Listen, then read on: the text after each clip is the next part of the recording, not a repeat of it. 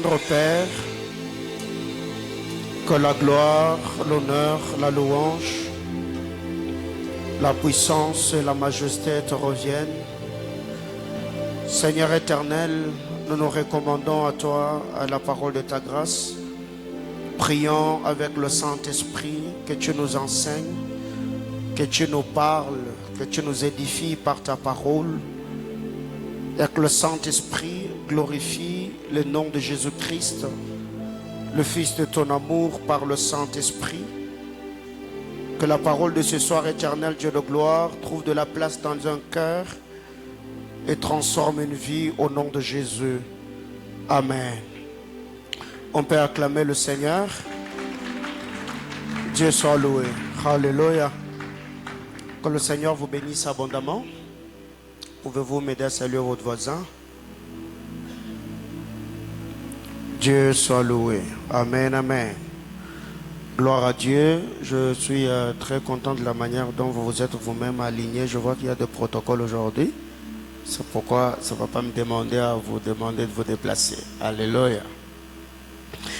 Je salue tous les internautes.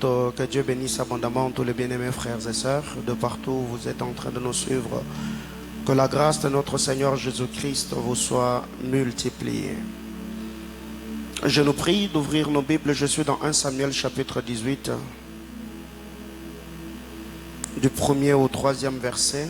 1 Samuel 18, du 1er au 3e verset. On peut rester assis. Je le lis au nom de Jésus. David avait achevé de parler à Saül, et dès lors, l'âme de Jonathan fut attachée à l'âme de David. Et Jonathan l'aima comme son âme. Ce même jour, Saül retint David et ne le laissa pas retourner dans la maison de son père. Jonathan fit alliance avec David parce qu'il l'aimait comme son âme. Parole du Seigneur. Alors, ce soir, je vais m'efforcer par la grâce de Dieu de finir avec cette série d'enseignements sur l'impact des alliances. Certes, je n'ai pas épuisé la matière selon le fardeau que le Seigneur avait déposé dans mon cœur, mais je crois que tout ce mois de juin, je me suis efforcé par la grâce de Dieu de dire l'essentiel, parce que parlant des alliances, nous le voyons de Genèse 1er jusqu'au livre d'Apocalypse chapitre 22.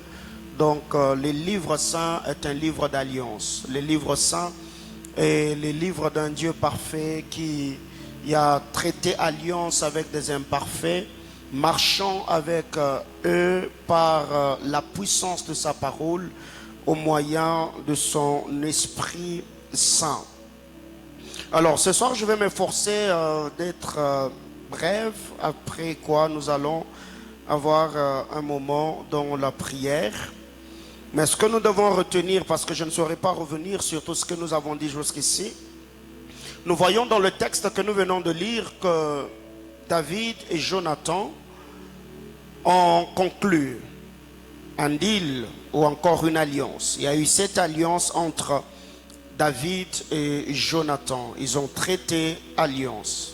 La Bible explique en disant si Jonathan et David ont traité alliance parce que Jonathan aimait David comme son âme. Parce que Jonathan était déjà prince, il était le fils d'un roi, alors que David était berger. Et nous l'avons dit que cet amour que Jonathan a manifesté vis-à-vis de la personne de David, c'est ce que le bien-aimé Sauveur a fait à notre égard. L'apôtre Paul dit: nous étions des oliviers sauvages. On n'avait pas de droit de cité en Israël, mais par la mort de Christ à la croix, sur le bois de la croix, Jésus a versé son sang afin que nous qui étions loin, que nous soyons rapprochés. Nous qui n'avions pas de droit de cité en Israël, que nous soyons aujourd'hui le peuple de Dieu. Alors, il y a 7 choses que nous devons retenir. Parlant de l'alliance, partout où il y a alliance, il y a sacrifice. Bibliquement parlant, partout où il y a alliance, il y a sacrifice. Genèse chapitre 8, le verset 20. Partout où il y a alliance, il y a sacrifice. Genèse chapitre 8, le verset 20. Vous lirez même Genèse 31, même l'histoire d'Abraham, Genèse 12, Genèse 13, Genèse 14, ainsi de suite. Partout où il y a alliance, il y a sacrifice. Même Psaume chapitre 50, le verset 5. La Bible déclare: le peuple avec qui j'ai traité alliance par le sacrifice. Partout où il y a alliance, il y a sacrifice. Deuxièmement, partout où il y a alliance, il y a un prêtre ou un sacrificateur. Partout où il y a alliance, il y a un prêtre ou un sacrificateur. Genèse chapitre 8, le verset 20. Noé était prêtre, Noé était sacrificateur. Donc, pour qu'il y ait alliance, il a fallu qu'il y ait un sacrifice. Là où il y a un sacrifice, d'office, il doit y avoir un sacrificateur. Et partout où il y a un sacrifice et un sacrificateur, il y a un autel. Troisièmement, partout où il y a alliance, il y a un autel. Et si je parle de l'alliance biblique, il doit y avoir un sacrifice. 2, il doit y avoir un prêtre, un sacrificateur. 3, il doit y avoir un sacrifice. Même dans tout ce que nous sommes en train de faire, dans les alliances que nous concluons de manière directe ou indirecte, il y a toujours un autel quelque part, parce que c'est la sacrificature et le sacrifice qui fait à ce que l'autel ait un sens. L'autel sans le sang n'a pas de valeur. Un autel sans le sang n'a pas de poids. Ce qui donne du poids à l'autel, c'est la qualité du sang qui est versé. Ce qui donne du poids à l'autel, c'est la qualité de sacrifice qui est posé sur l'autel. Ces jours-là, sur la montagne de Golgotha, il y avait 3 autels. Il y avait 2 brigands qui étaient de sacrifice sur les autels. Ils ont également versé leur sang parce qu'on les avait crucifiés. Mais chose étonnante, leur autel n'a pas eu de poids. Leur autel n'a pas traversé de générations parce que leur sang n'avait pas de poids sur l'autel. Donc ce que nous devons savoir, partout où il y a alliance, il y a sacrifice. Partout où il y a sacrifice, il y a un prêtre. Partout où il y a le prêtre, il y a un autel. Quatrièmement, c'est ce que je venais de dire, il y a le sang. Partout où il y a l'alliance, il y a le sang. Premièrement, il y a le sacrifice. Deuxièmement, il y a le prêtre. Troisièmement, il y a un autel. Quatrièmement, il y a du sang. Hébreux chapitre 9, le verset 18. Hébreux chapitre 9, le verset 18. Zacharie chapitre 9, le verset 11. Il y a le sacrifice, Genèse 8, 20. Il y a un prêtre, Genèse 8, 20. Il y a un autel, Genèse 8, 20. Il y a du sang, Hébreux chapitre 9, le verset 18. Zacharie chapitre 9, le verset 11. Cinquièmement, il y a de paroles. Là où il y a alliance, il y a de paroles. Cinquième chose, pour qu'il y ait une alliance, il y a de paroles. Genèse chapitre 8, le verset 21 et le verset 22. Il y a des paroles. Les paroles qui sont libérées. Les paroles qui sont comme le clause de l'alliance. Il y a des paroles. Ici, Dieu a parlé à Noé. Il y a des paroles. Là où il y a alliance, il y a des paroles. Sixièmement, là où il y a alliance, il y a des signes. C'est ce que nous appelons les signes d'alliance. Genèse chapitre 9. Le verset 12 et le verset 13. Il y a les signes d'alliance. Les signes d'alliance ici, dans le livre de Genèse chapitre 9, c'est l'arc-en-ciel. L'arc-en-ciel était le signe d'alliance. Quand vous allez dans la vie d'Abraham ou dans la famille d'Abraham, le signe d'alliance c'était la circoncision.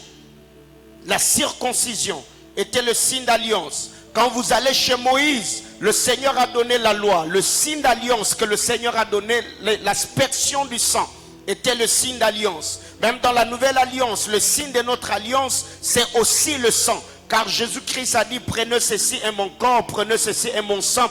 Toutes les fois où vous en boirez, vous vous souviendrez de moi et vous annoncerez mon retour. Donc ici, le signe d'alliance, c'est l'arc-en-ciel. Dieu a dit à Noé, je placerai l'arc-en-ciel dans la nuit quand il y aura des nuages, l'arc-en-ciel va apparaître. Je me souviendrai de ce que j'ai dit et je ne détruirai plus l'humanité par les eaux de la pluie. Septième et dernière chose, il y a le retombé de l'alliance, ou encore les conséquences, ou encore les avantages. Ces avantages peuvent être positifs, ces avantages peuvent être négatifs. Genèse chapitre 9 du verset 12 au verset 17. Il y a des conséquences ou encore des retombées d'alliance. Les avantages, le bénéfice. Ces avantages peuvent être négatifs ou elles peuvent être positives. Genèse chapitre 9, du verset 12 au verset 17. Alors, avant d'aller plus loin, retenons que sur la terre des hommes, l'homme est ce qu'il connaît. Sur la terre des hommes, dans la loi du devenir, l'homme est ce qu'il connaît. La Bible déclare, vous connaîtrez la vérité et la vérité vous affranchira. Donc celui qui est détenteur de connaissances ou de certaines informations, il vivra la loi de la liberté. Celui qui les ignore sera assujetti ou encore il sera esclave. Vous connaîtrez la vérité vous affranchira. Eh bien, nous avons dit le mercredi, les informations qui nous parviennent, ces informations ont un pouvoir de devenir. Et le devenir en question peut être dans le bon ou le mauvais côté. Car l'homme finit toujours par devenir ce qui tombe dans ses oreilles. C'est ce que le bien-aimé Sauveur, dans Jean chapitre 15, le verset 3, il a dit à ses disciples, vous êtes devenus purs à cause de paroles que je vous ai annoncées, à cause de paroles que je vous ai prêchées. Donc l'homme, dans le processus ou la marche du devenir, l'homme est ce qu'il connaît. Deuxièmement, l'homme est ce qu'il pense. L'homme est ce qu'il pense. Et je crois, pendant la conférence ou la convention des décideurs influents, l'apôtre Gabriel Sanga nous a dit, le problème avec l'homme n'est pas là où il dort, mais l'homme c'est ce qui dort dans sa tête. Donc l'homme finit toujours par devenir ce qu'il y a dans son cerveau. C'est pourquoi même quand l'apôtre Paul nous parle du renouvellement de l'intelligence, le métanoïa, nous devons être transformés, régénérés au niveau de notre pensée, que notre système de pensée puisse refléter l'agenda prophétique de Dieu par rapport à notre vie. Parce que ce que l'homme pense, cela finit par devenir le caractère. Le caractère va engendrer des habitudes et les habitudes deviendront comme cette prison dans laquelle l'homme sera bloqué. Et il y a plusieurs personnes dans cette vie qui n'ont pas pu se développer, pas parce qu'ils n'avaient pas de potentiel, pas parce qu'ils n'avaient pas de talent, pas parce qu'ils n'avaient pas d'habileté, mais le problème avec eux, c'est que leur potentiel et leur système de pensée étaient paradoxal et contradictoires. Ce qui fait que même dans l'art de la guerre, l'homme ce n'est pas d'abord les biceps qu'il a, l'homme c'est le mental. C'est le mental. C'est pour cette raison que nous avons dit l'arme du guerrier, ce n'est pas d'abord ce qu'il détient, mais c'est son système de pensée, le mental. La pensée est l'arme de tout guerrier. Et il y a des gens aujourd'hui qui se sont imposés d'une certaine manière, pas parce qu'ils étaient forts, mais ils ont dominé ce qui avait la force parce que leur système de pensée était plus développé par rapport à ceux qui avaient les biceps. Donc retenons, l'homme est ce qu'il connaît, mais l'homme finit également par devenir ce qu'il y a dans sa tête. Troisièmement, l'homme finit par devenir ce que son environnement le dicte.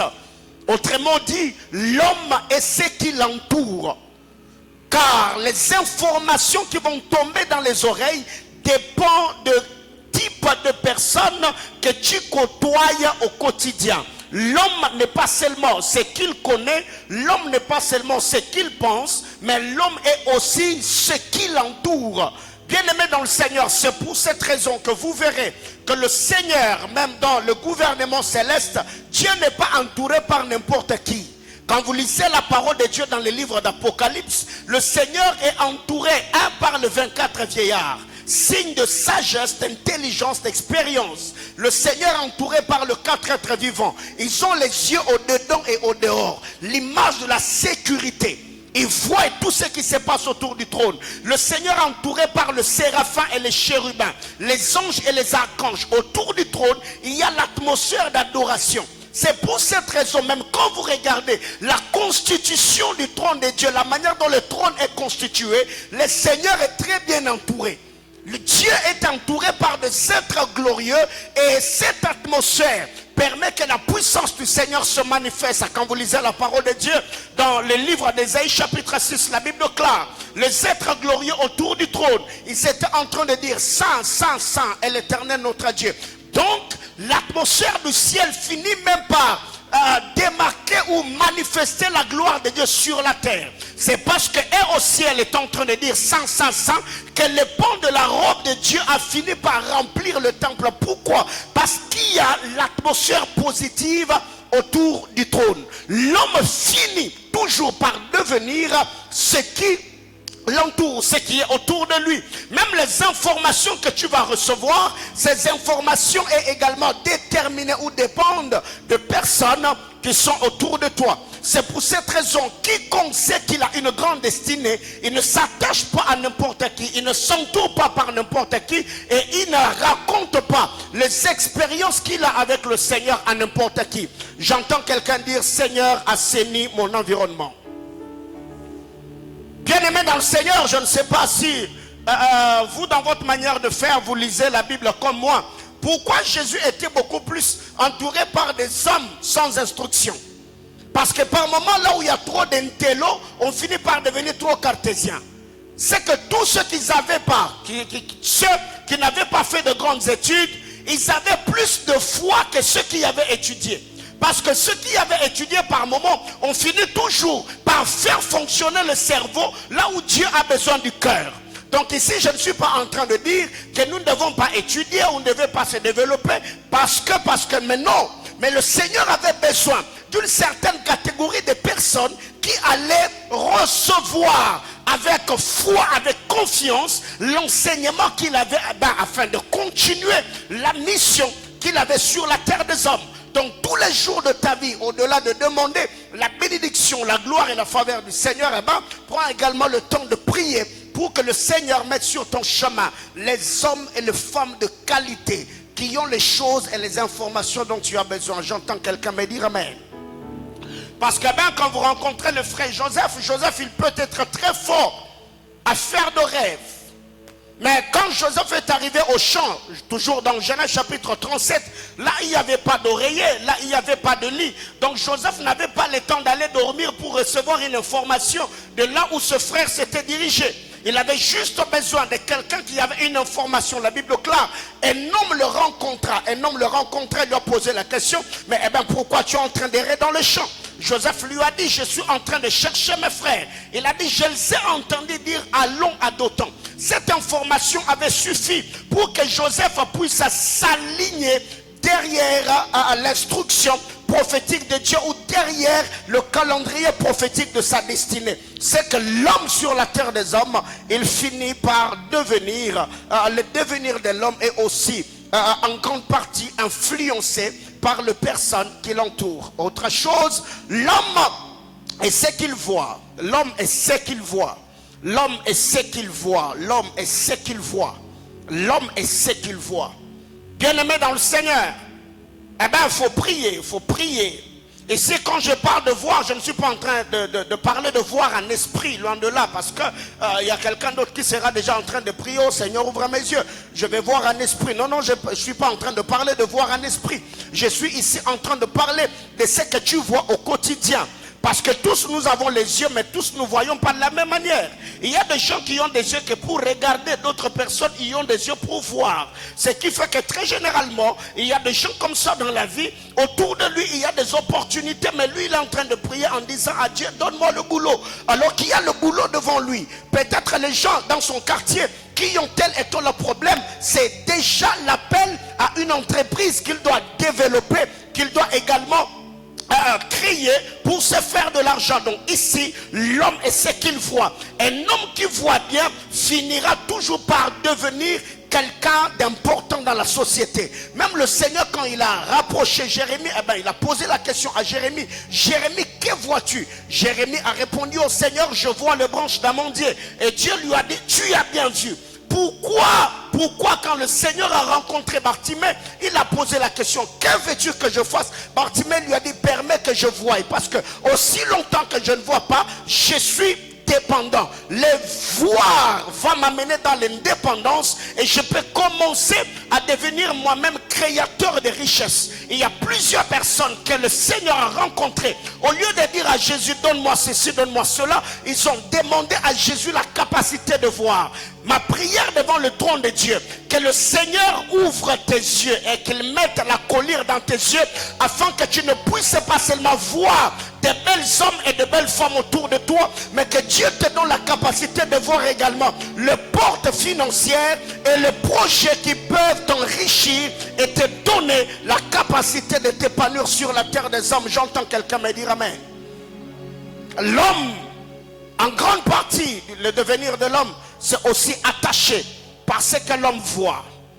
Une autre chose, l'homme est aussi ce qu'il fait.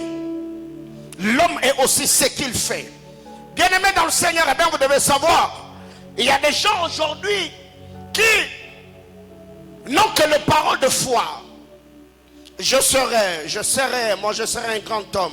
Moi, Dieu va me bénir. Moi, Dieu va me rendre prospère. Écoutez, même le Dieu créateur, il n'a pas créé l'humanité seulement en parlant, mais non, la Bible déclare dans Genèse chapitre 1er, Dieu dit, Dieu fit et Dieu vit.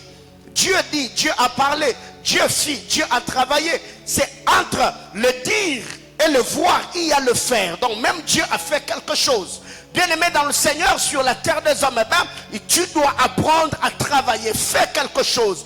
Découvre le couloir de ton appel, perfectionne ton talent, perfectionne le potentiel, sois le meilleur dans le couloir de ton appel. De par le service que tu rendras à ta génération, tu te feras un homme, tu t'enrichiras et le Seigneur par sa grâce au moyen de son esprit, il te placera au sommet des cimes des collines éternelles. Une autre chose, l'homme en grande partie, le devenir de l'homme est aussi attaché à ce qu'il dit. Parce que nous avons dit, le but des alliances est de nous faire devenir soit utile pour le royaume, soit inutile pour le royaume. Ça veut dire quand on est inutile pour le royaume de Dieu, c'est qu'on est utile pour le royaume de Satan. Et quand on est inutile pour le royaume de Satan, c'est qu'on est utile pour le royaume du Seigneur. L'homme est aussi ce qu'il dit. La Bible déclare, la vie et la mort sont au pouvoir de la langue. L'homme n'est pas seulement ce qu'il connaît. L'homme n'est pas seulement ce qu'il pense. L'homme n'est pas seulement ce qui l'entoure. L'homme n'est pas seulement ce qu'il voit. L'homme n'est pas seulement ce qu'il fait. Mais l'homme est aussi en grande partie ce qu'il dit. Bien-aimé dans le Seigneur, nous l'avons dit le dimanche, et je l'ai répété même le mercredi, l'homme le plus pauvre sur terre n'est pas celui qui manque le billet de banque. L'homme le plus pauvre sur terre n'est pas celui qui est pauvre en idée, mais l'homme qui est pauvre en verbe est l'homme le plus pauvre sur terre. Parce que tout ce que nous voyons est créé par la puissance, le pouvoir de la parole. Car la parole incarne en elle le pouvoir du devenir. Il y a des informations, il y a la puissance. Pourquoi au commencement la Bible ne dit pas, la Bible déclare, l'Éternel au commencement Dieu créait les cieux et la terre. L'Éternel a vu que la terre était informée vide. Dieu dit, Dieu a commencé d'abord à voir les besoins qu'il y avait et le Seigneur a commencé à parler. Après avoir parlé, le Seigneur a travaillé. Après avoir travaillé, Dieu a fini par voir ce qu'il avait dit au commencement. Eh bien, il faut apprendre à faire quoi? À parler sur ta vie. Et ce matin, quand je me suis réveillé, il y a ma Patti qui m'a fait rire. Elle m'a dit, écoutez, j'ai passé une nuit bénissante. Pourquoi? Parce que je me suis couché vers 3 heures du matin. Et toute la nuit, elle était en train de prier, disant à Dieu, Seigneur, rends-moi riche dans le verbe. Apprends-moi à parler. Et ça m'a réjoui. Bien-aimés dans le Seigneur, vous devez savoir, vous deviendrez en grande partie ce qui sort de votre bouche. Il y a des gens aujourd'hui qui ne sont nulle part parce que vous ne savez pas parler sur votre vie. Et nous l'avons toujours dit, une bouche fermée est une destinée morte. L'homme, dans la marche du développement personnel, l'homme, au-delà des études, au-delà de la formation, l'homme est aussi le produit de ses propres paroles. Dernière chose, l'homme est aussi ce que l'on dit sur lui. Eh bien ici, c'est là que je vais déjà introduire afin de finir avec les choses que nous avons dit le mercredi. L'homme est aussi, le devenir de l'homme est aussi en grande partie les choses qui sont dites sur sa personne. Et ici, je parlerai des autorités que Dieu a placées sur nous. Ça peut être les parents, nos conducteurs spirituels, les hommes influents qui ont une certaine autorité spirituelle que Dieu a placée sur notre chemin. Quand ces hommes parlent, quand ces hommes libèrent la parole de grâce sur nous, bien aimés dans le Seigneur, vous devez savoir, la vie ou l'avenir des enfants de Jacob n'était pas d'abord dans ce qu'il connaissait, dans ce qu'il voyait, dans ce qu'il pensait, dans ce qu'il faisait. Mais leur devenir était beaucoup plus attaché à ce que leur père avait dit. Alléluia. Donc ici, je mets de l'emphase pour nous faire voir qu'en grande partie, nous devenions ce que l'on dit sur nous. Et même quand vous lisez la parole de Dieu, je venais de le dire tantôt, Jean chapitre 15, le verset 3, Jésus a dit, vous êtes devenus purs à cause de paroles que je vous ai annoncées. Alors vous devez savoir, pour ceux qui ont traité des alliances de manière indirecte, dès que la relation connaît les ruptures, veillez également briser l'alliance. Parce que nous l'avons dit déjà, même en amour comme en amitié, quand déjà quelqu'un te courtise et que tu dis oui, cela est une forme d'alliance indirecte. Vous avez déjà conclu l'alliance, parce que la Bible déclare, deux personnes ne peuvent pas marcher ensemble sans être convenues. La convenance ici, c'est une alliance directe que vous avez conclue.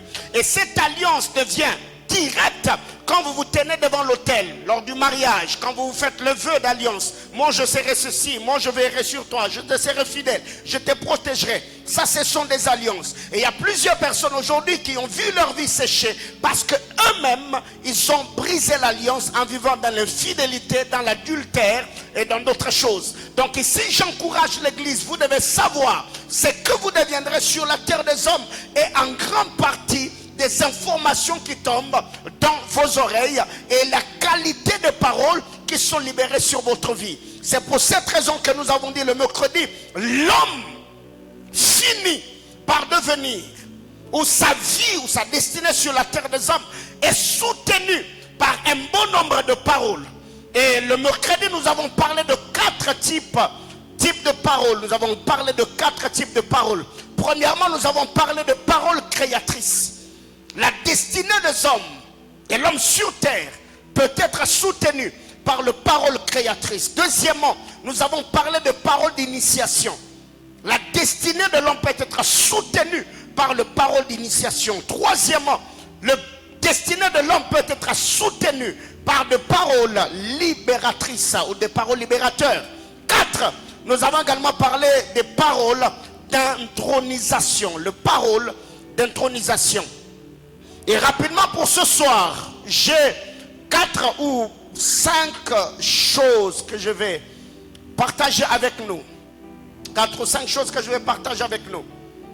Après avoir dit que l'homme en grande partie, la réussite de l'homme sur terre en grande partie est ce qu'il connaît, et ce qu'il pense, et ce qui l'entoure, et ce qu'il voit, et ce qu'il fait, et ce qu'il dit, mais aussi ce que l'on dit sur lui.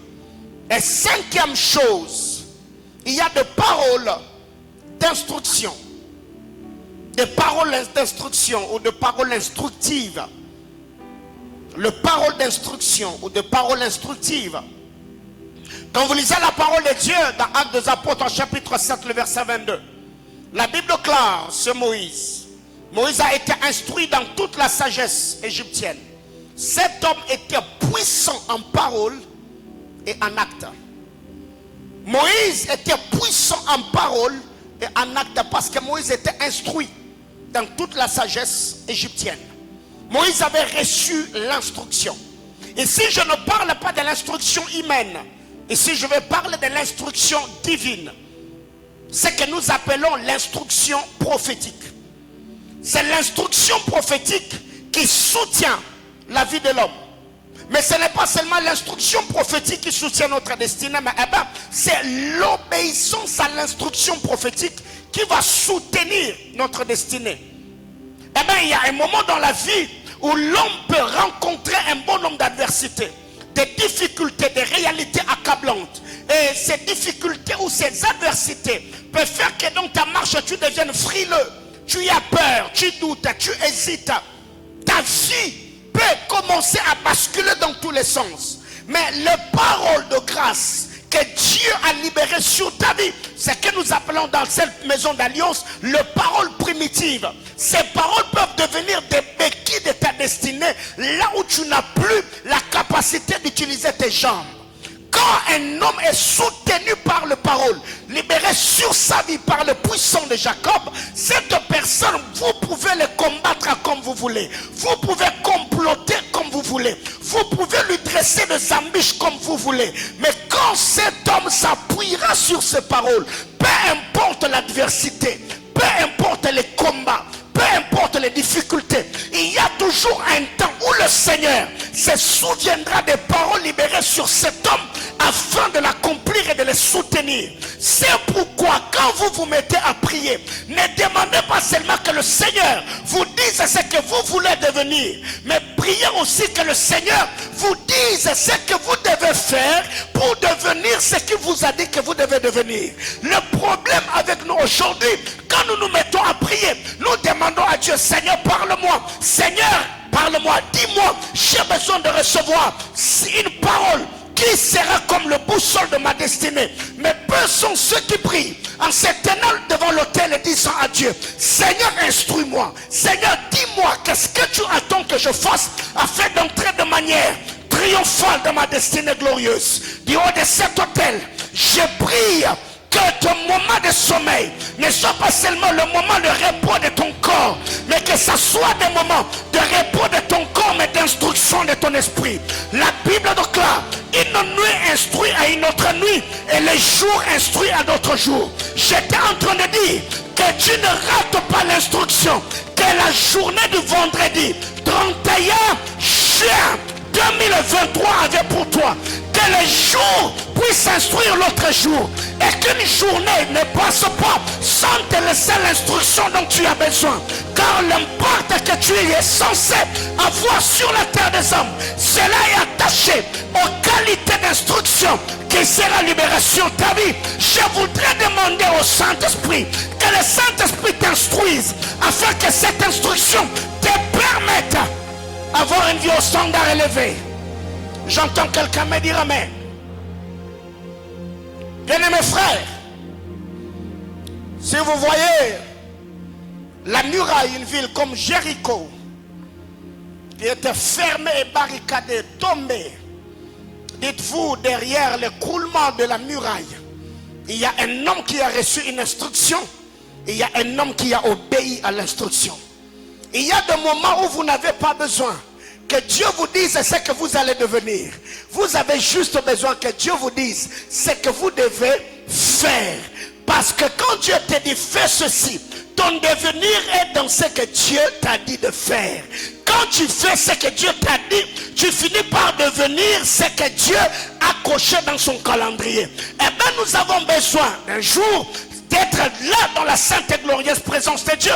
Et que Dieu ne nous dise pas seulement tu t'appelles Mukendi, tu t'appelles Mujing, tu t'appelles Kapend. On a aussi besoin que le Seigneur vienne et te donne l'instruction comme les instructions que Dieu a données à Saül par Samuel. Il a dit quand tu vas me quitter, tu vas rencontrer, tu vas rencontrer, tu vas rencontrer. Alors fais tout ce que tu auras à faire, car l'Éternel est avec toi. L'Éternel t'accompagnera, pas à cause de ce que je t'ai dit, mais en faisant ce que toi tu es censé faire. Je voudrais ici demander à Dieu que le Seigneur en cette saison, qu'il te donne des instructions prophétiques qui, aïe aïe aïe aïe aïe aïe aïe aïe aïe aïe, que Dieu te donne des instructions prophétiques qui vont te permettre d'avoir une accélération par rapport à ceux de ta génération.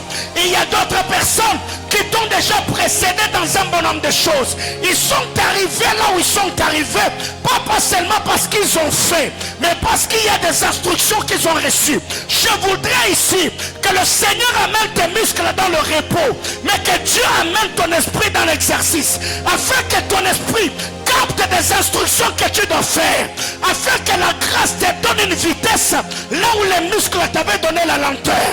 J'entends quelqu'un me dire amen. Les paroles instructives.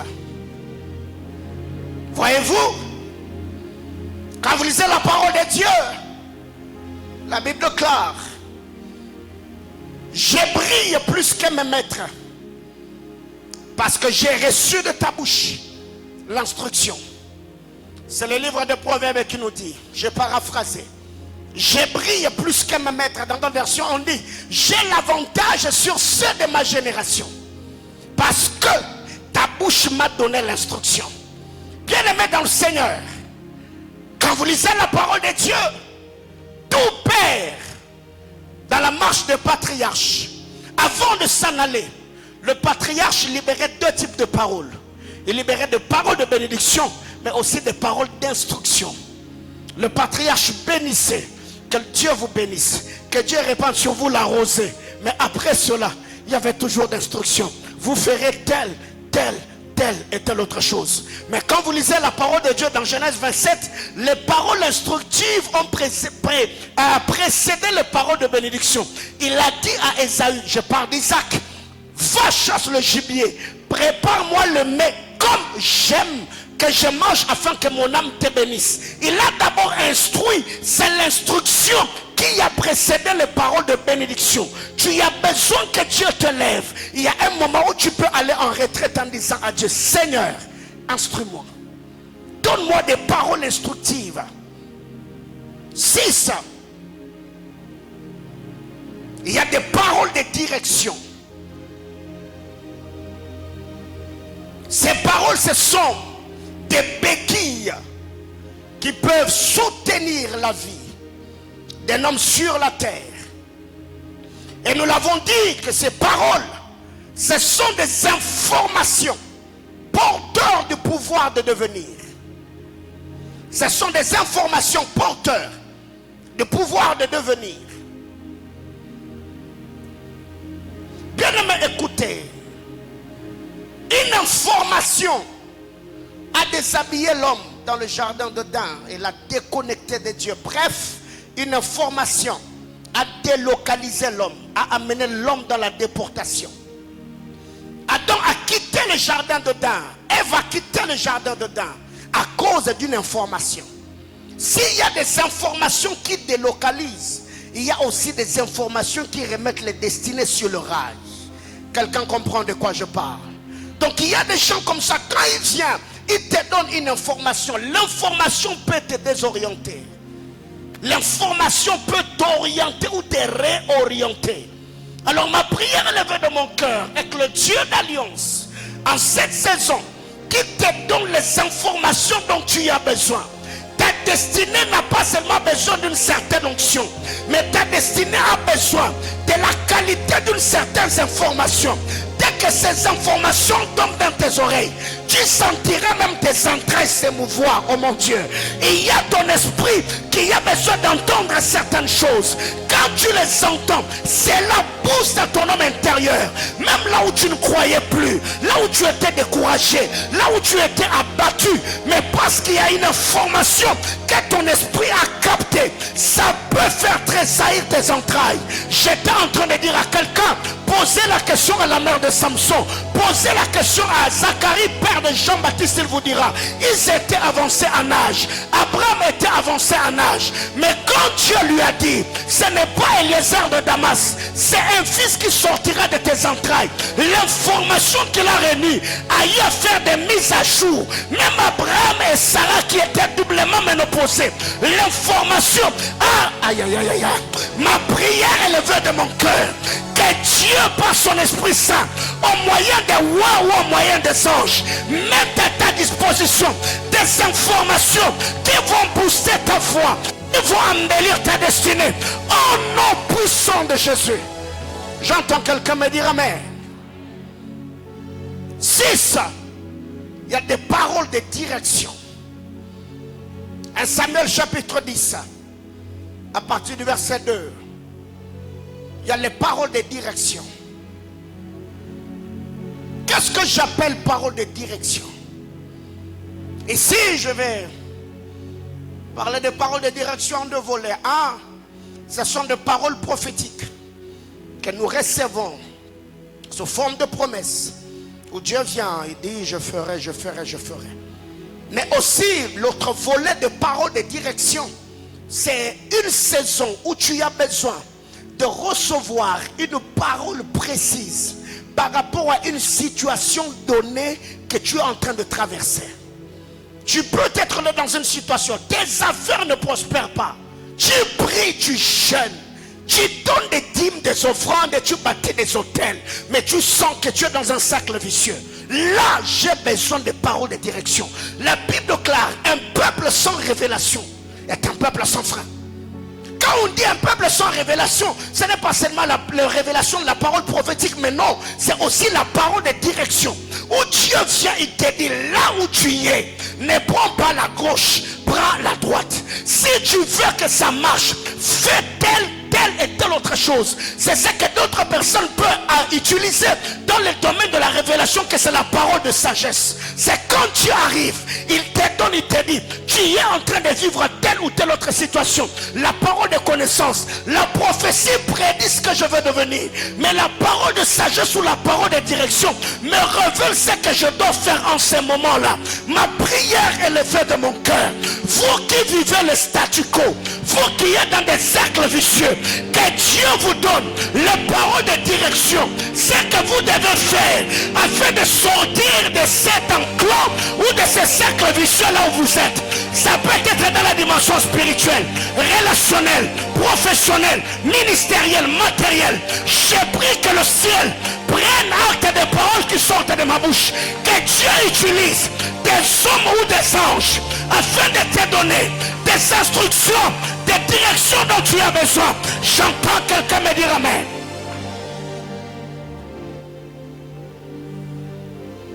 Quand on parle de paroles de direction,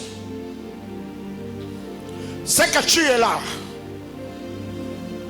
Devant toi, il y a un chemin. À ta gauche, il y a un chemin. À ta droite, il y a un chemin. Tu ne sais pas quelle direction prendre. Tu es confus. Dieu t'a parlé, il t'a dit, cette saison, c'est ta saison de mariage. Mais les hommes te courent derrière. À un moment où tu es perdu, qu'est-ce que je dois faire?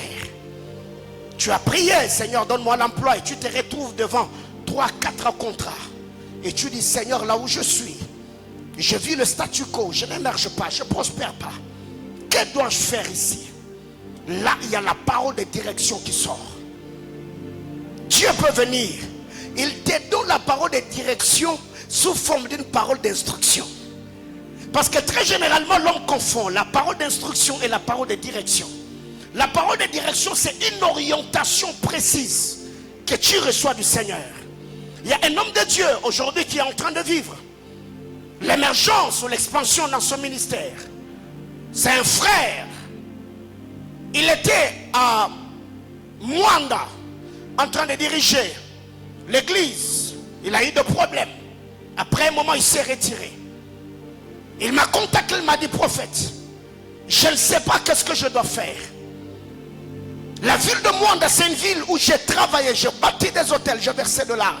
Mais j'ai eu tel et tel autre problème. Là où j'étais pasteur, on a envoyé quelqu'un d'autre. Alors qu'est-ce que je dois faire? Je lui ai dit, laisse-moi le temps de prier. Pendant que j'étais en train de prier, je vois cet homme à la montagne de Pikambien, à Matadi. Je le vois sur une montagne et la montagne était constituée de pierres. Et je n'ai jamais été à Matadi, moi, toute ma vie. Et le Seigneur m'a dit, je te vois sur une montagne qu'on appelle Pikambien et je te vois à Matadi. Le Seigneur était en train de me dire, si tu veux réussir, ne rentre plus à Boma. Ça s'appelle comment la ville? À Mwanda, ne rentre pas à Mwanda, va à Matadi. Il m'a dit, je n'ai pas de famille. J'ai dit, Dieu est ta famille. Va, c'est ce que Dieu m'a dit. Bien aimé frère, aujourd'hui, il a commencé un ministère, une église. Dans moins de 2 ans, il est en train de vivre une accélération inexplicable. Parce que quand on reçoit la parole de direction, ce que nous sommes censés devenir est dans l'obéissance, pas de la parole reçue, mais de l'obéissance que nous manifestons à la direction que nous donne Dieu. Et cette parole de direction, tu peux le recevoir dans ton sommeil comme dans ton éveil. Dieu peut venir la nuit et te dire, il y a ça, il y a ça, il y a ça. Regardez. Les anges ont beaucoup travaillé dans l'ancienne alliance et dans la nouvelle alliance en donnant des paroles de direction. L'ange vient et dit à Joseph, lève-toi, prends le jeune garçon, prends sa femme, ta femme, va en Égypte. Jusqu'à ce que Hérode, ça c'est une parole de direction, descend en Égypte. Et les patriarches ont marché avec Dieu avec des paroles de direction. Bien aimé, écoutez. Le problème avec nous très généralement, même dans l'opération du prophétique, nous avons libéré le monde spirituel qu'a donné des paroles de connaissance.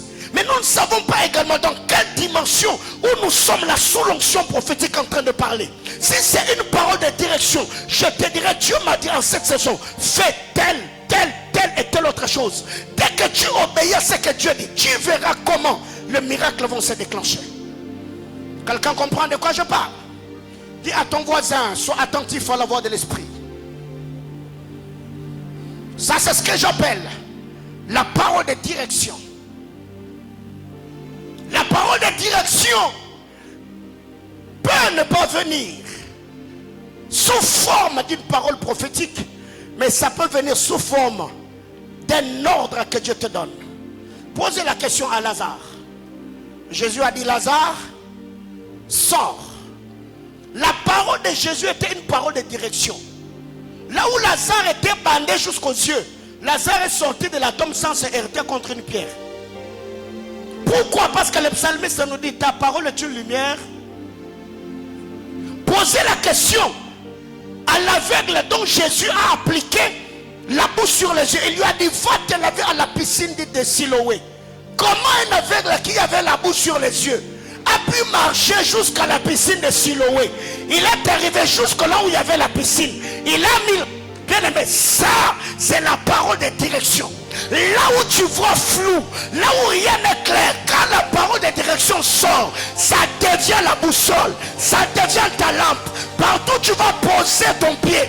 Même s'il y avait un piège, le Seigneur mettra sa main pour que tu... Aïe, aïe, aïe, aïe, aïe, aïe. J'étais en train de dire à quelqu'un, parce que tu y as obéi, même si à gauche il y a l'échec, à ta droite les gens échouent, parce que toi tu as placé ta confiance en la parole de l'Éternel. J'ai pris que Dieu active la loi de l'exception, que tu vives un miracle.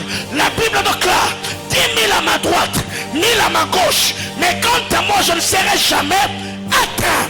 J'ai pris que le Dieu en qui tu as placé ta confiance puisse démarquer ta vie et ta destinée par rapport à ceux de ta génération.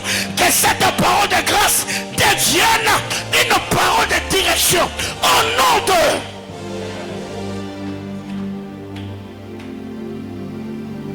Cette parole de bénédiction. Dis à ton voisin les paroles de bénédiction. C'est Genèse 27. 27 à 28. Genèse 27, 27 à 28. Je ne vais pas m'attarder là-dessus. Les paroles de bénédiction sont des paroles de grâce. Bénédiction, bénédire, bien dire, bien parler. C'est quand quelqu'un s'élève, commence à libérer les paroles sur ta vie. Dieu te bénisse, que Dieu te lève, que Dieu te garde. Oh, j'étais en train de te bénir. Bien aimé, écoutez. Dans les paroles de bénédiction, tout dépend seulement de ce que ton esprit va capter. Dans les paroles de bénédiction, tu peux recevoir dans une parole de bénédiction une parole d'instruction, une parole de direction. Ok? Pourquoi? Parce que quand un roi est en train de bénir, c'est pas lui qui parle au fait. Son esprit a consulté l'agenda de Dieu. Il libère sur ta vie des paroles qui sont conformes à ta destinée. C'est pourquoi quand vous lisez la parole de la Bible claire, dans Genèse chapitre 49, Jacob bénit ses enfants, chacun selon sa bénédiction. Comment expliquer? Comment quand on est en train de bénir, on peut atteindre un niveau à ne pas se tromper? De peur de prendre ce qui appartient à Lévi, de le déposer sur Siméon. Il faut avoir l'esprit prophétique. Les paroles de bénédiction. Bien aimé, à cause des paroles, Ésaü a pleuré et il a voulu tuer son frère. Ce n'est pas à cause d'un testament de bien. Non. Il a pleuré devant. Il dit, mon père, bénis-moi aussi. Autrement dit, parle aussi sur ma vie. Mais aujourd'hui, il y a des gens, tu entres dans le bureau d'un homme de Dieu, tu sais que cet homme, Dieu l'a béni. Il te donne 30 minutes, 40 minutes, vous parlez. Il te dit merci beaucoup, tu peux partir. Et tu te lèves comme ça, tu dis au revoir, tu pars. Frère, moi je ne fonctionne pas comme ça. La Bible claire, chaque jour suffit ça. Ce n'est pas tous les jours qu'on a le privilège de rencontrer un roi. Ce n'est pas tous les jours qu'on a le privilège de parler avec un roi. Il y a des bien-aimés comme ça. Il t'écrit, il te dit papa, bénissez-moi. Il te laisse un message, il te dit libérez seulement quelques paroles sur ma vie. Les paroles de bénédiction, frère. Et il y a des hommes qui ont vu leur destinée sécher parce qu'ils ont négligé ça. Moïse a fait ce travail avant de partir. Jésus a béni avant de partir. C'est pour dire, quand les paroles de bénédiction sortent, ça a la capacité de te tirer du néant. Ça a la capacité de frayer le chemin. Les paroles de bénédiction, ça peut te sortir du cercle vicieux. Ça peut te démarquer dans une génération.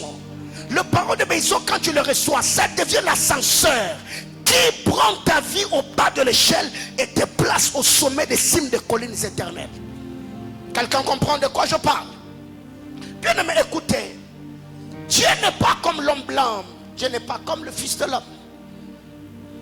Dieu, dans sa manière de faire, Dieu n'a jamais créé l'homme avec les logiciels de la régression. Ça, c'est pas dans la pensée de Dieu.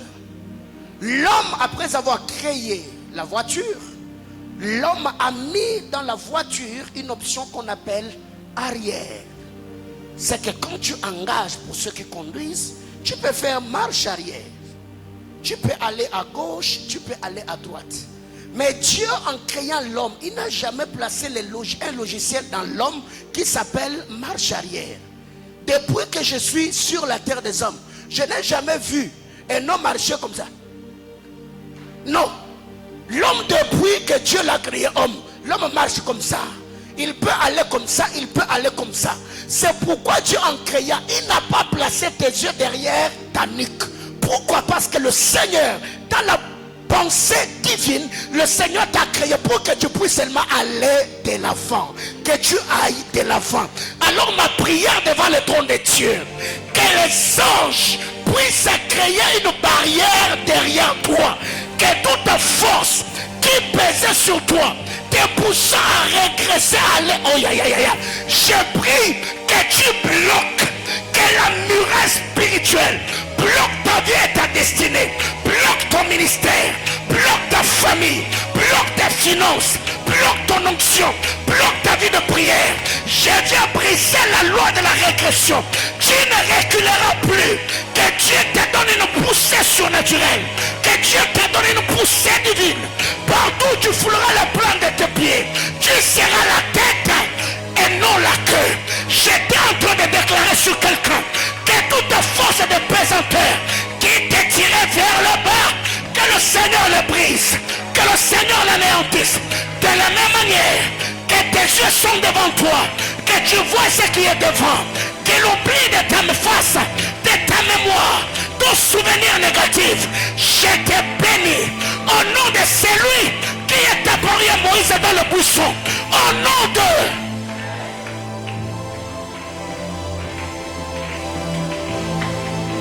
Je refuse la stagnation dans ta vie. Tu ne reculeras plus jamais. Même quand la force surnaturelle du monde des ténèbres te tiendra pour t'amener derrière, Dieu te propulsera toujours. Dieu t'élèvera toujours. Dieu te glorifiera toujours. Reprends ta place. Savez, Dieu n'est pas bête. Dis avec moi, Dieu n'est pas bête. Nous avons parlé de la réclamation du nom. Et nous l'avons dit. Quand le nom combat ta destinée prophétique, Dieu fait quoi? Dieu les change, n'est-ce pas? Or, quand vous lisez la parole de Dieu, Jacob, son nom veut dire c'est lui qui tient le talon. Ok? Jacob c'est le voleur. Jacob c'est l'usurpateur. Jacob c'est le supplanteur. Mais quand Jacob est sorti, la Bible déclare, la main de Jacob tenait le talon de son frère. Or, les talons est la partie la plus basse sur le corps de l'homme. Mais quand Dieu arrive, il regarde Jacob. Il dit, toi, tu ne seras plus Jacob. Désormais, tu t'appelleras Israël. Israël veut dire, c'est lui qui lutte avec la force de Dieu pour toucher la tête. Ça veut dire, quand Dieu regarde Jacob, il dit, tu es Jacob. C'est lui qui a toujours été le dernier. C'est lui qui a servi en dernier. C'est lui qui lutte toujours pour toucher les talons. Mais je change ton nom. Tu ne t'appelleras plus Jacob. Tu n'es pas celui qui luttera avec ta force. Tu es celui qui luttera avec la force de Dieu. Afin de toucher là. Aïe aïe aïe aïe aïe. Du haut de cet hôtel, je décrète et déclare que le Seigneur face de toi, c'est lui qui va lutter avec sa force dans la prière, dans le jeûne, dans la consécration, pas pour toucher les choses basses ou les choses inférieures, mais que tu sois celui qui va toucher la tête. La Bible déclare, tu seras la tête et jamais la queue. Tu emprunteras, aïe aïe aïe, tu prêteras, mais tu n'emprunteras jamais. Dis avec moi, je suis Israël. Dis avec moi, je suis Israël. Israël, c'est lui qui lutte avec la force de Dieu. Là où mes études n'ont pas pu, là où mes diplômes n'ont pas pu, là où ma beauté n'a pas pu, là où mon intelligence n'a pas pu, maintenant je change d'option. Je ne lutte plus avec mes biceps, je ne lutte plus avec mon cerveau, je lutte avec la force de Dieu afin de toucher la tête. Je décrète et déclare, après avoir suivi l'enseignement sur le parler en d'autres langues, après l'art de la guerre, après avoir renversé les autels, maintenant Dieu change la dispensation. Dieu enlève ta main au niveau des talons. Ta main va viser la tête. Ta main va viser la tête. Le sommet, l'élévation, le succès, l'émergence, la prospérité, l'élévation. J'ai dit l'élévation, j'ai dit la grandeur, j'ai dit le succès.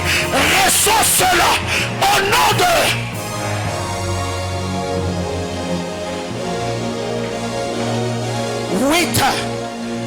en place. Oh mon Dieu. 8. Il y a le parole annonciatrice. Le parole annonciatrice. Le parole annonciatrice sont les paroles qui annoncent une saison. Ce sont des paroles qui prédisent le futur. Quand vous lisez la parole de Dieu, Ésaïe chapitre 7, le verset 14, ça c'est une parole annonciatrice.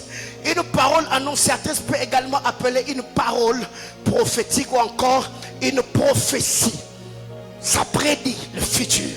Ésaïe se lève et dit, la jeune fille, la vierge, deviendra enceinte. Elle enfantera un enfant. On l'appellera Emmanuel. Ça c'est une parole annonciatrice. C'est une parole qui vient annoncer. Et les patriarches ont également opéré dans la dimension de parole annonciatrice. Posez la question au prophète Joseph. Il vous dira avant de mourir, il a dit à ses frères, je sais que Dieu vous sortira de ce pays, mais veillez à prendre mes eaux, ne me laissez pas ici, parce qu'en réalité dans l'homme ce n'est pas la chair, en réalité, oh my God, j'étais en train de dire à quelqu'un, j'annonce une parole. Quand Dieu fera, ne m'oublie pas, certes, quand tu seras dans Air France, quand tu auras un puissant ministère, quand tu seras dans un bureau climatisé, je suis ton Joseph, Dieu fera, oh my God, je suis prophète de Dieu, je te dis dans cette situation-là, tu vas sortir, dans cette réalité-là, Dieu te tirera d'affaire. Hier, tu seras l'unique femme en robe blanche, tu seras l'unique femme pour qui les autres viendront avec des cadeaux. Je te dis, c'est pas pour longtemps, c'est bientôt. Demain après-demain, tu seras aussi celui qui aura le micro en main. Les autres seront assis de voir décortiquer les Écritures. Je libère une parole annonciateur.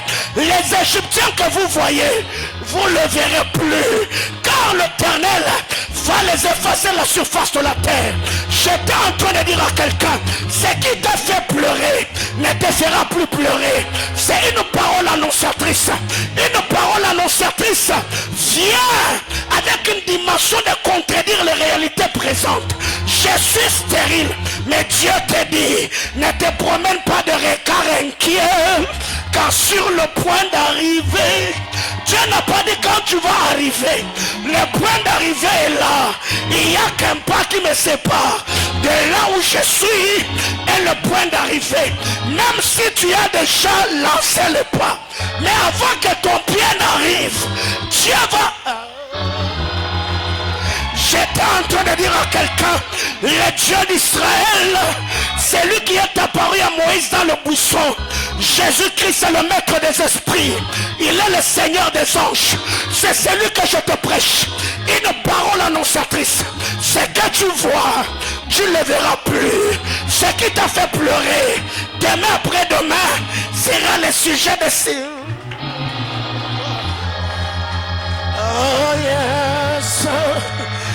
Deuxième, dernier type de parole, c'est Genèse 49, le verset 26. Dernier type de parole, la liste est exhaustive, mais je parlais des 9 types de paroles qui peuvent soutenir la destinée d'un homme. Dernier type de parole, c'est les paroles d'établissement. Dis avec moi les paroles d'établissement. Pourquoi les paroles d'établissement? Parce que très généralement, quand Dieu nous introduit dans une saison, c'est fort possible et probable que l'on rencontre d'adversité, que l'on rencontre des ennemis, que l'on rencontre des réalités accablantes ou troublantes. Mais quand Dieu ouvre une saison, ce n'est pas pour aussitôt entrer et qu'il y a des puissances de résistance qui vont te faire sortir. C'est là que la puissance de l'établissement arrive. Posez la question au bien-aimé sauveur. La Marc chapitre 3, la Bible déclare, il monta à la montagne et il appela ce qu'il voulut. Ils vinrent et ils en établirent 12. Ça c'est l'établissement. Et en lisant la parole dans Genèse chapitre 49, le verset 26, la Bible déclare, c'est le prophète Jacob qui bénit Joseph. Il dit, les bénédictions de mes pères, la bénédiction de ton père est au-dessus de la bénédiction de mes frères. Mais que cela deviennent ou se déversent sur le sommet de la tête du prince et de ses frères. Ça, c'est une parole d'établissement. Joseph était le 11e. Mais quand le père le bénit, il le prend à la 11e place. Il le place comme l'aîné de la famille. Il l'appelle le prince de ses frères. J'étais en train de dire à quelqu'un, du haut de cet hôtel, à ma qualité de père, je voudrais libérer cette parole. Que le Seigneur te donne à toi plus qu'à tes frères. Aïe, aïe, aïe, aïe, aïe, aïe. Je suis déjà en train de chuter.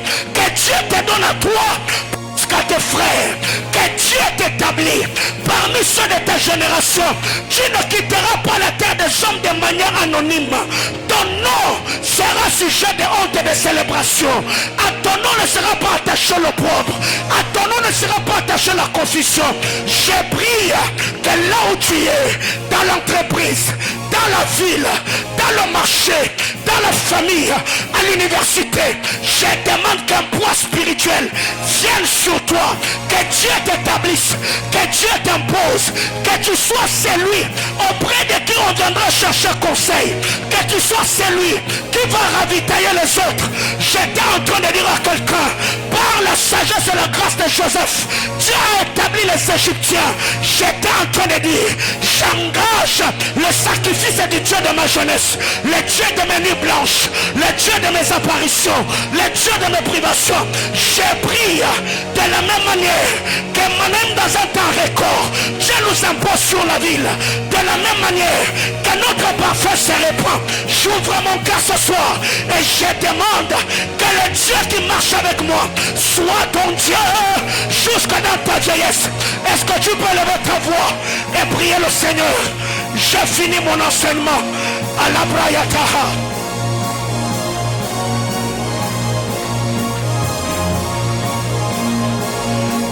Les paroles, ce sont les béquilles de ma destinée. C'est le boussole de ma destinée. C'est la matrice qui porte mon Isaac. C'est ma résurrection. Les paroles, c'est mon onction. Les paroles, c'est ma destinée. Les paroles, c'est ma mission. La Briataha, il retourne la chade. L'ikra souvani de plique. Itera wisturani de classe. La verre de la soni de cliteranique. Imalouche caridi avasso. La peria tu de l'orilas. Iter de la micra tu de l'iva. Awir de la sénicle. Iter de la conti de vent. Imerino liwa sali de viche. Il y a paratu de l'osanicle. Inerte na vie de la ha. Alia parapli wira lishad. Isa.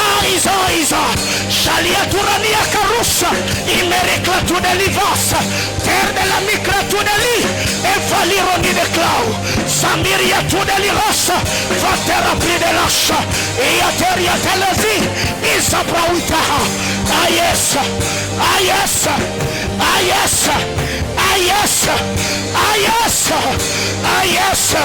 Réclame ces paroles. Rada la chambraria. Karadia Hasova. Ayes Lord. Éternel méchant. L'écratou de la vassoni. Il lui remplit de la sabie. À terre de la conti de l'âche. Méraclateur de la conti de vie. Rablatenia parados.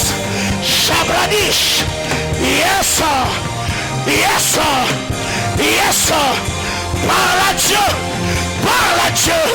Parle à Dieu, que ces paroles s'attachent à ta vie, que ces paroles soutiennent ta destinée, que tes paroles, yes. Oh mon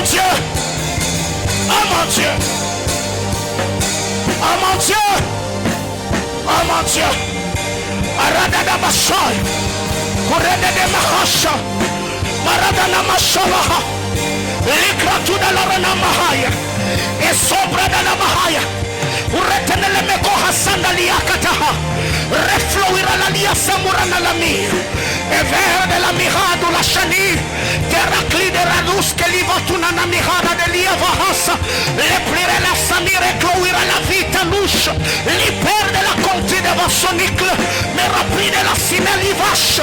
Tarapradurashadi. Atahalia maraduvasoni. Il recratania delle shade. Le salia turania. Meka halufania paradoshka. Iteha le ketania tahash. Le krasalia paradia. Mahata. Mahata. Mahata. Uretete le mehaya. Labras ayash. Likrasune le meha. Peradia sudevash.